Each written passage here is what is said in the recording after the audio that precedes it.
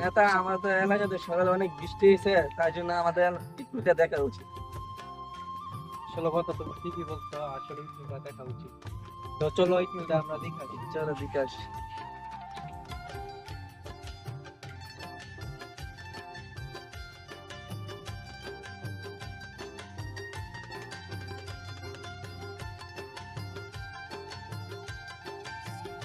সকালে তো বৃষ্টি হয়েছিল, ইচ্ছিও ঘুরে গেলে দিলাম। নেতা আমার কথা ছিল দিই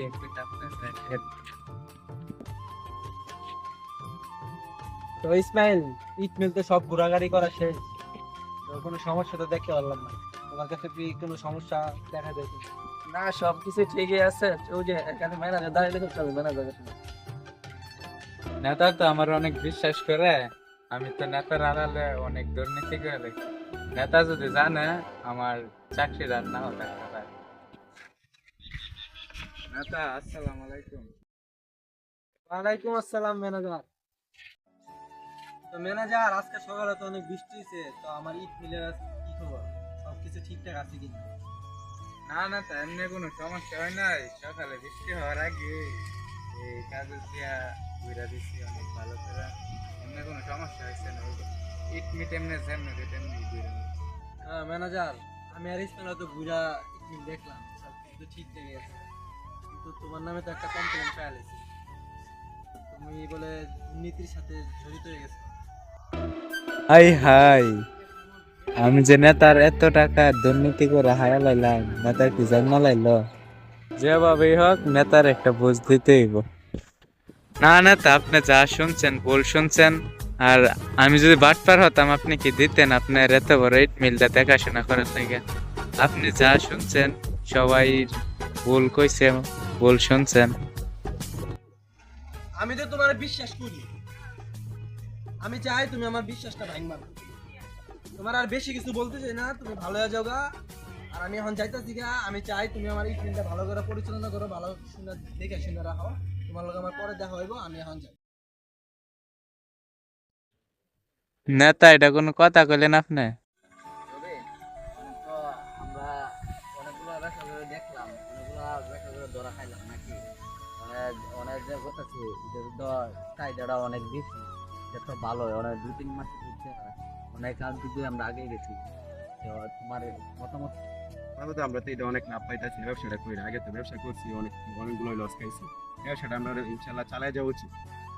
হ্যাঁ, ওইখান দিয়ে তো আয় বললাম। তোমার ম্যানেজারে কি মনে হয় এটা আসলে দুর্নীতি করে? আচ্ছা বাদ দাও।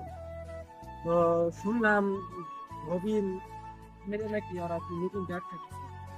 ওরা তো যেহেতু আমার এলাকার ছোট ভাই, ওরা তো খোঁজ খবর নেওয়া দরকার। তো একটা দায়িত্ব আছে তাই না? চলো দেখিস। আসসালামু আসসালামু আলাইকুম আলাইকুম নেতা। নেতা। ওয়ালাইকুম আসসালাম ছোট ভাইরা। কেমন আছেন নেতা? আপনার সাথে কিছু কথা আছে। আছি, আলহামদুলিল্লাহ, তুমগো দোয়ায় ভালোই আছি। তো কি কথা আছে বলো। চলেন নেতা, বৈশা কথা বলি। চলো তাহলে বসি।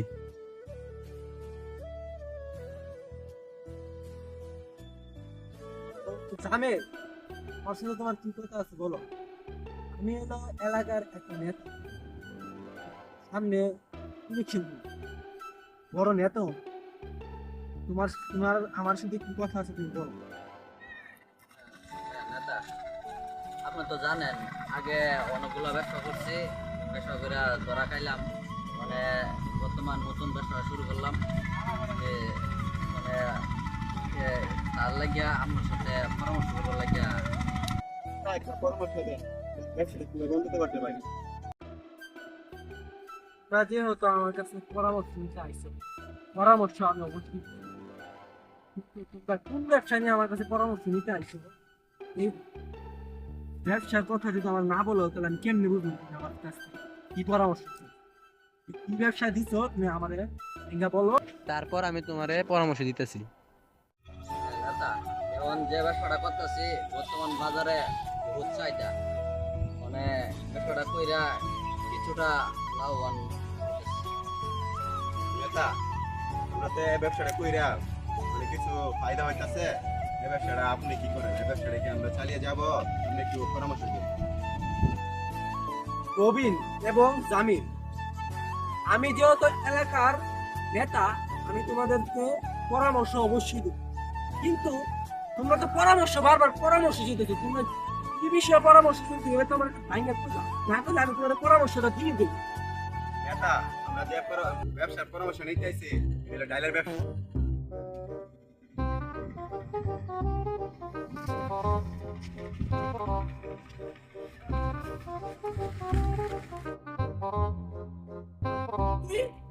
ঢালের ব্যবসা?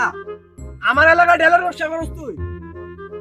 আমি এলাকার যুব সমাজটারে ভালো পথে নিতে চাইতেছি, আর তুই এলাকায় ঢালের ব্যবসা দিয়া যুব সমাজটারে নষ্ট করতে চাইতেছ? নেতা, এই কথাটা শুনবেন তো আপনি ঠিক? আরে লাগ তোর কথা, তুই আমার এলাকার যুব সমাজটারে তুই নষ্ট করতে চাইতেছ? তুই তো দেশ এবং দেশের শত্রু। আমি হলো এলাকার একটা নেতা। আমার পারমিশন ছাড়া তোমরা ঢালের ব্যবসাটা যেহেতু শুরু কইরেই দিছো, আমার অনুমতি ছাড়া যেহেতু কইরেই দিছো, কোনো সমস্যা নেই। তুমি পারতা আমার আগে থেকে জানাইতে, কারণ আমি হইলো এই ব্যবসারই লোক। তোমরা কিন্তু কেউ জানো না। তুমি এই ব্যবসাতে গেছো দেখে আমি তোমার এই ব্যবসা তুমি কিন্তু কেউ আবার তুমি যেহেতু ব্যবসাটা শুরু করেছো, তুমি যদি আমার আগে জানাইতা তাহলে তোমার আমি নেতা, আপনি কি এর কথা হইতেছেন? মানে তো বুঝো এখনকার যুব সমাজ টাইলের প্রতি অনেক আসক্ত হয়ে গেছে।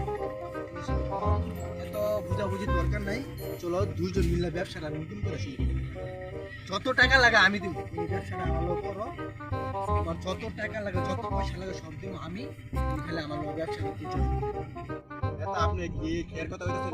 কিন্তু আমরা মুসুরি আর হ্যাঁ সেই ডেলে ব্যবসা করি। তুমি অনেকটা কি বলো? আমি তো মনে করছি আবার ডালের কথা। রবি, আমি যে তোমার এখন আসল ডালের কথা কয়ে দিছি, তুমি কিন্তু আমার ঢুকিয়ে রেখো, পরে কিন্তু আমার নেতার পথ ছাড়া খেতার পথে যাওয়া আমি তোমার কিছু টিয়া দিই, আর 2 লাখ টাকা, তাও তুমি মুখটা তুমি বন্ধ রাখো। এই কথা লেখা রেখো, ওরা আমার একটা মায়ের কিন্তু আমার একটা মারিত করতো না, সব দিয়ে আমার কি নেতা, আপনি কি আমার কি দুষ্কর্ম মনে করতেছেন? এই জামির হইনা যাচ্ছেন রে। ওই নেতা কইতাছে ওই ডেলের কথা।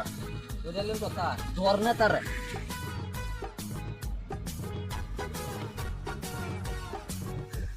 আরে নেতার মাইরা তো হেতার আমার পরে একটা বাড়ি তো আমি ভাগি।